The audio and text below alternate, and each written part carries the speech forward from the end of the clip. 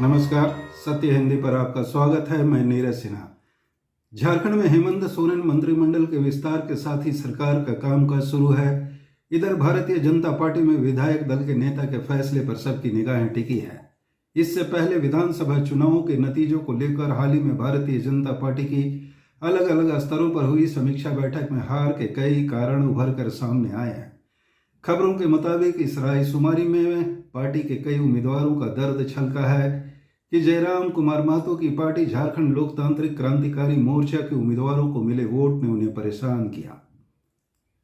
कई सीटों पर भीतरघात का सामना करना पड़ा और हेमंत सोरेन सरकार की मुख्यमंत्री मैया सम्मान योजना भारी पड़ गई। इनके अलावा भारतीय जनता पार्टी के अंदर खाने इसकी भी चर्चा शुरू है कि जिन कुर्मी वोटों को साधने के लिए पार्टी ने गठबंधन में आजसू के प्रमुख सुदेश कुमार महतो को आगे किया, वे फूके हुए कारतूस साबित हुए। प्रदेश में भारतीय जनता पार्टी के नेता और रणनीतिकार यह तेजी से परख रहे हैं, तौल रहे हैं कि सुदेश कुमार महतो की जगह अगर पार्टी जयराम को गठबंधन में शामिल कराने का कोई दांव चलती तो शायद नतीजे बेहतर आते। जाहिर तौर पर भविष्य में जयराम कुमार महतो गठबंधन के लिहाज से किसी भी धड़े के प्रायोरिटी में शामिल हो सकते हैं। पूछा जा सकता है कि एनडीए और इंडा ब्लॉक के तीखे टसल वाले चुनाव में और भारतीय जनता पार्टी में नरेंद्र मोदी की अगुवाई में उतरी भारी भरकम फौज के सामने जयराम कुमार महतो ने कैसे दखल डाला और किन समीकरणों के दम पर उन्होंने भारतीय जनता पार्टी को जख्म दिया तथा आजसू पार्टी के प्रमुख सुदेश कुमार महतो को धाराशायी किया। हरियाणा के बाद महाराष्ट्र की जीत जहां झारखंड में भारतीय जनता पार्टी के जख्मों पर मरहम लगाने का काम करे, लेकिन आजसू पार्टी सन्निपात में है। इस चुनाव में आजसू के प्रमुख सुदेश कुमार महतो समेत तीनों विधायकों की हार हुई है। इधर आजसू के अंदर नेतृत्व के रण कौशल को लेकर और पार्टी में समन्वय को लेकर सवाल उठने लगे हैं। पार्टी के कई नेताओं ने चुनाव के दौरान ही पार्टी छोड़ दिया था और कई नेता पार्टी छोड़ने की कतार में शामिल बताए जा रहे हैं। जाहिर तौर पर इन नतीजों के बाद जयराम कुमार महतो के राजनीतिक भविष्य को लेकर चर्चाओं का दौर शुरू है।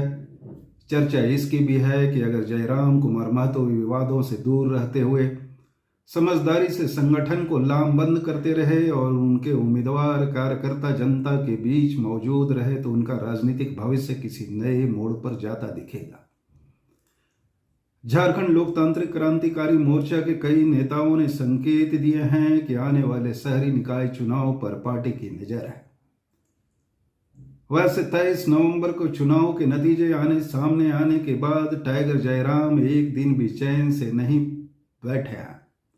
वे लगातार जनता दरबार लगा रहे हैं और अलग अलग विधानसभा क्षेत्रों की जनता अपनी समस्या को लेकर टाइगर जयराम से मिल रहा है। टाइगर जयराम लगातार सरकारी दफ्तरों में जा रहे हैं। 4 दिसंबर को अपनी एक मीटिंग का वीडियो उन्होंने एक्स पर साझा किया है और लिखा है कि किसी को कहीं भी कोई दिक्कत हो तो बेहिचक टाइगर को फोन करें। झारखंड लोकतांत्रिक क्रांतिकारी मोर्चा के सभी प्रत्याशी जनता के बीच मौजूद हैं। हम सिलसिलेवार ढंग से बताएंगे कि महज एक सीट पर चुनाव जीतने वाले जयराम चर्चे में क्यों हैं और कैसे उनकी पार्टी ने कुर्मी बहुल इलाकों में दमदार प्रदर्शन के साथ राजनीति के सुरमाओं को मुश्किल में डाला है।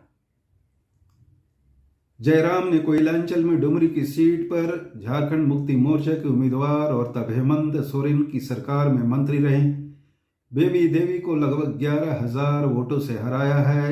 डुमरी की सीट को झारखंड मुक्ति मोर्चा का अवैध किला के तौर पर देखा जाता था। पहली बार झारखंड विधानसभा चुनाव में उतरे जयराम ने 71 सीटों पर उम्मीदवार उतारे थे। 6% से अधिक वोट शेयर के साथ पार्टी के उम्मीदवारों ने लगभग 11 लाख वोट हासिल किए हैं। नतीजे सामने आने के बाद कई मौके पर एनडीए के नेता यह कहते रहे हैं कि जयराम के उम्मीदवारों ने उनका वोट काटा और इसका सीधा लाभ सत्तारूढ़ झारखंड मुक्ति मोर्चा को मिला। हालांकि जयराम और उनके नेता कार्यकर्ता इन आलोचनाओं से इत्तेफाक नहीं रखते। हाल ही में जयराम ने एक स्टेटमेंट में कहा था कि एक एक सीट पर 60 और 70 हजार वोट हासिल करना किसी का वोट काटना नहीं होता। पार्टी ने अपने दम पर 11 लाख वोट हासिल किए हैं और इसे एक दमदार प्रदर्शन के तौर पर देखा जाना चाहिए। नतीजे ये भी बताते हैं कि कुर्मे समुदाय के मतदाता, खासकर युवा, जयराम के पीछे इस तरह गोलबंद हुए कि भारतीय जनता पार्टी के साथ उसकी सहयोगी आजसू पार्टी की सत्ता में वापसी की सारी उम्मीदें धरी रह गई। राज्य में कुर्मियों की आबादी लगभग 15% है। छोटा नागपुर, कोयलांचल और कोल्हान में विधानसभा की कम से कम 20 सीटों पर कुर्मी वोटों का फैक्टर अहम माना जाता है। भारतीय जनता पार्टी की सहयोगी आजसू पार्टी की इस वोट बैंक पर पकड़ रही है, लेकिन इस बार कुर्मी वोटरों के बीच जयराम कुमार महतो दमदार और लोकप्रिय बनकर उभरे हैं। हालांकि झारखंड लोकतांत्रिक क्रांतिकारी मोर्चा के नेता ये दावे करते रहे हैं कि कुर्मी के अलावा दूसरे वर्गों का भी उन्हें साथ मिलता रहा है। भारतीय जनता पार्टी की समीक्षा बैठक में राष्ट्रीय संगठन महामंत्री BL संतोष को पार्टी के कई उम्मीदवारों ने बताया कि कुर्मी समुदाय की बेरुखी भारी पड़ गई। अब भारतीय जनता पार्टी के अंदर खाने इसकी भी चर्चा होने लगी है कि पार्टी ने अपने दल के पुराने कुर्मी चेहरे को चुनावी मोर्चा पर अगली कतार में नहीं लाया। कई कुर्मी नेता थे जो पार्टी छोड़कर चले गए। चुनाव के दौरान ही केंद्रीय कृषि मंत्री, जो झारखंड में चुनावों के प्रभारी थे, शिवराज सिंह चौहान ने अगले मंत्रिमंडल विस्तार में कुर्मी समुदाय से किसी एक को मंत्री बनाने की बात भी कही, लेकिन यह दांव भी नहीं चला। चर्चा कर लेते हैं कि झारखंड की राजनीति में जयराम चर्चे में क्यों हैं और कैसे वे उभरे। सुदेश कुमार महतो ने जमीन कैसे खोई और भारतीय जनता पार्टी हलकान क्यों है। 2019 के विधानसभा चुनाव में भारतीय जनता पार्टी और आजसू पार्टी ने अलग अलग चुनाव लड़ा था। भारतीय जनता पार्टी ने 33.37% वोट शेयर के साथ 25 सीटों पर जीत हासिल की थी और 8.10% वोट शेयर के साथ 53 सीटों पर चुनाव लड़ने वाली आजसू पार्टी के खाते में 2 सीटें आई थी। 2019 में दोनों दलों को मिले वोट को लेकर एनडीए के गलियारे में अक्सर इस बात की चर्चा होती रही कि भारतीय जनता पार्टी और आजसू साथ मिलकर चुनाव लड़ती तो 13 सीटों पर उन्हें और जीत मिलती। उधर 2019 में ही झारखंड मुक्ति मोर्चा, कांग्रेस और आरजेडी ने गठबंधन में चुनाव लड़ा था और 47 सीटों पर जीत हासिल कर भारतीय जनता पार्टी से सत्ता छीन ली थी। हालांकि आजसू को जो 2019 में 8.10% वोट शेयर मिले थे, उसमें सुदेश कुमार महतो का दम कम था। तब दूसरे दलों में टिकट से वंचित कई बड़े चेहरे ने आजसू का दामन थामा, चुनाव में अपने दम पर अच्छे वोट बटोरे और हारने के बाद बैरंग एक एक कर आजसू पार्टी छोड़ते चले गए। 2019 में हेमंत सोरेन के सत्ता में काबिज होने के बाद झारखंड में राजनीतिक परिस्थितियां बदलती चली गई।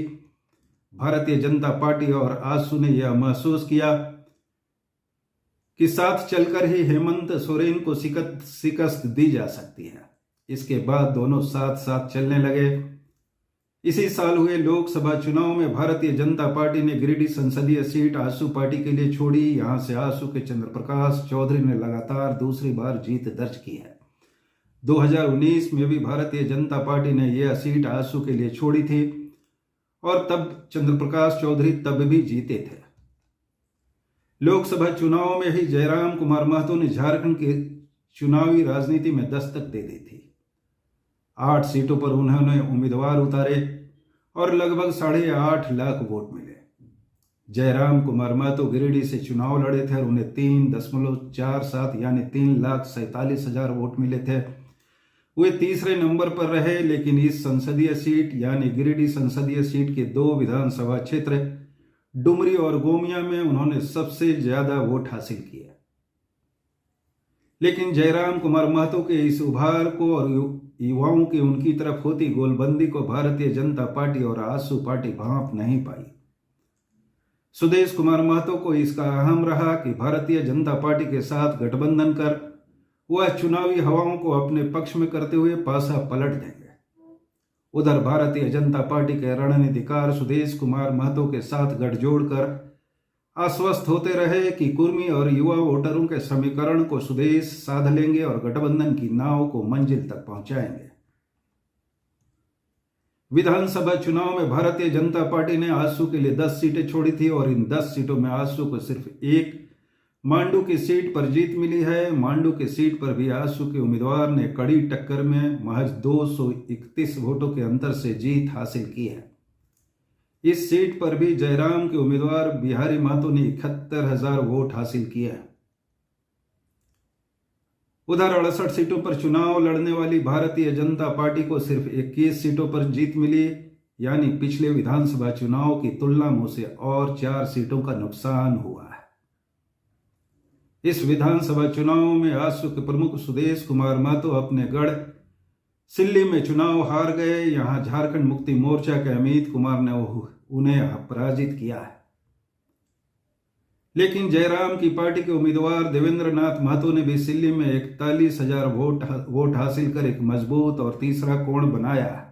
इससे पहले लोकसभा चुनाव में ही रांची सीट से चुनाव लड़े देवेंद्र नाथ महतो ने सिल्ली सेगमेंट से 49,000 वोट हासिल किए थे और तब यह संकेत दे दिया था कि आजसू के लिए आगे की राह कठिन हो सकती है, लेकिन इस खतरे को सुदेश कुमार महतो भांप नहीं पाए।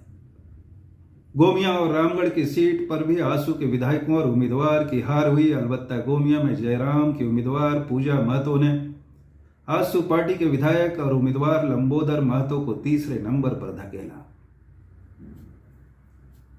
रामगढ़ में भी JLKM के उम्मीदवार ने बेहतर प्रदर्शन किया और वोटों के समीकरण के लिहाज से आजसू पार्टी की इस हार में JLKM के उम्मीदवार के मिले वोट को प्रभावी माना जा रहा है। इसी तरह ईचागढ़, डुमरी, जुगसलाई में भी आजसू उम्मीदवारों की राह में झारखंड लोकतांत्रिक क्रांतिकारी मोर्चा ने मुश्किलें खड़ी की। इंडिया ब्लॉक और NDA में जितने भी दल शामिल रहे उनमें सबसे खराब स्ट्राइक रेट सुदेश कुमार महतो की अगुवाई में आजसू का रहा। चुनाव के दौरान एक इंटरव्यू में सुदेश कुमार महतो ने कहा था कि 24 नवंबर का सूर्योदय हेमंत सोरेन सरकार नहीं देख पाएगी, लेकिन 24 नवंबर का सूर्योदय हेमंत के लिए एक नया सवेरा लेकर आया। अब भारतीय जनता पार्टी में जयराम के दखल को लेकर जो चर्चा है उसके भी कई कारण हैं। कोयलांचल में ही जयराम डुमरी के अलावा बेरमो के सीट से चुनाव लड़े थे और यहां उन्होंने 61,000 वोट हासिल किए थे, यानी जयराम खुद 2 सीटों पर चुनाव लड़े थे। बेरमो में 61,000 वोट हासिल कर उन्होंने भारतीय जनता पार्टी के उम्मीदवार और पूर्व सांसद रविंद्र पांडे को तीसरे नंबर पर धकेला। चंदन क्यारी जो अनुसूचित जाति के लिए रिजर्व सीट है, यहां भारतीय जनता पार्टी के हाई प्रोफाइल और तब विधानसभा में नेता प्रतिपक्ष रहे अमर कुमार बावरी को झारखंड मुक्ति मोर्चा के उमाकांत रजक ने चुनाव हराया है, लेकिन इस सीट पर भी जयराम के उम्मीदवार ने लगभग 56,000 वोट हासिल कर दूसरे नंबर पर रहे। इनके अलावा कोयलांचल और छोटा नागपुर में जयराम कुमार महतो ने भारतीय जनता पार्टी को करीब 10 सीटों पर दर्द दिया है। वैसे बीजेपी की इस करारी हार में एक अहम फैक्टर यह भी रहा है कि आदिवासी इलाकों में खोई जमीन वापस पाने की उसकी तमाम कोशिशें नाकाम रही है। अर्जुन मुंडा, मधु कोड़ा, गीता कोड़ा, समीर उरांव, सुदर्शन भगत, सीता सोरेन, बाबूलाल मरांडी, चंपाई सोरेन सरीखे सभी बड़े चेहरे फ्लॉप शो साबित हुए हैं। बाबूलाल मरांडी धनवार की सीट से चुनाव जीते हैं। यह सीट अनारक्षित यानी सामान्य सीट है। उधर कोल्हान में चंपाई सोरेन सरायकेला की सीट से तो जीते, लेकिन कोल्हान में पार्टी के लिए वे कोई करिश्मा नहीं कर सके। अर्जुन मुंडा विधानसभा का चुनाव नहीं लड़े थे, लेकिन उनकी पत्नी मीरा मुंडा पुटका सीट से चुनाव हार गई हैं। इससे पहले अर्जुन मुंडा आदिवासियों के लिए रिजर्व खूंटी संसदीय सीट से हार गए थे। भारतीय जनता पार्टी के रणनीतिकारों के माथे पर इसलिए भी बल पड़े हैं कि आदिवासी लगातार उन्हें नकारते जा रहे हैं और कुर्मी बहुल इलाके के साथ शहरी सीटों पर भी उसकी जमीन खिसक रही है। इस बार 68 सीटों पर चुनाव लड़ी पार्टी को सिर्फ 21 सीटों पर जीत मिली है। हालांकि भारतीय जनता पार्टी का वोट शेयर 2019 के जैसा ही है। पार्टी को 33.18% वोट शेयर मिले हैं, जबकि आसू पार्टी का वोट शेयर 3.54% रहा है। वैसे बीजेपी हार के कारण और समीकरण चाहे जो गिनाए, लेकिन उसके लिए सबसे बड़ी चुनौती आदिवासी इलाके में खोई जमीन वापस पाने की है। इसके बिना झारखंड में सत्ता में लौटने की उसकी कोई मंशा सफल भी नहीं हो सकती। तब बात कर लेते हैं कि जयराम कुमार महतो की इस नवारी में भारतीय जनता पार्टी और आसू को तो जख्म मिला, लेकिन हेमंत सोरेन और उनका गठबंधन कैसे टिक गया। 2019 में हेमंत सोरेन के सत्ता पर काबिज होने का एक बड़ा असर आदिवासी राजनीति पर देखने को मिला है। इसके बाद लगातार आदिवासियों ने हेमंत सोरेन को सर्वमान्य नेता मानते हुए उनके प्रति भरोसा जताया है। आदिवासियों के लिए रिजर्व 28 में से 27 सीटों पर इस बार झारखंड मुक्ति मोर्चा और कांग्रेस को जीत मिली है, जबकि भारतीय जनता पार्टी के खाते में सिर्फ एक सीट आई है। भारतीय जनता पार्टी ने आदिवासियों के लिए रिजर्व 26 सीटों पर उम्मीदवार उतारे थे और इन 26 में सिर्फ एक सीट पर उसे जीत मिली है, जो चंपाई सोरेन सरायकेला की सीट से जीते हैं। आसू पार्टी के खाते में आदिवासियों के लिए रिजर्व 2 सीटें छोड़ी गई थी। आसू पार्टी वे दोनों सीटें हार गई। इनके अलावा झारखंड मुक्ति मोर्चा के पास कुर्मी समुदाय के भी कई दमदार चेहरे हैं। उनकी क्षेत्र में जमीनी पकड़ रही है। आदिवासियों के अलावा मुस्लिम दलित वर्ग का बड़ा वोट भी झारखंड मुक्ति मोर्चा गठबंधन के साथ इंटैक्ट रहा है और इन वोट समीकरणों के दम पर ही 44.33% वोट शेयर के साथ हेमंत सोरेन की अगुवाई में इंडिया ब्लॉक ने 56 सीटों पर जीत हासिल की है। अकेले झारखंड मुक्ति मोर्चा को 34 सीटों पर जीत मिली है और वह झारखंड में सबसे बड़े दल के तौर पर उभरा है। झारखंड मुक्ति मोर्चा की तुलना में भारतीय जनता पार्टी के पास 13 विधायक कम है।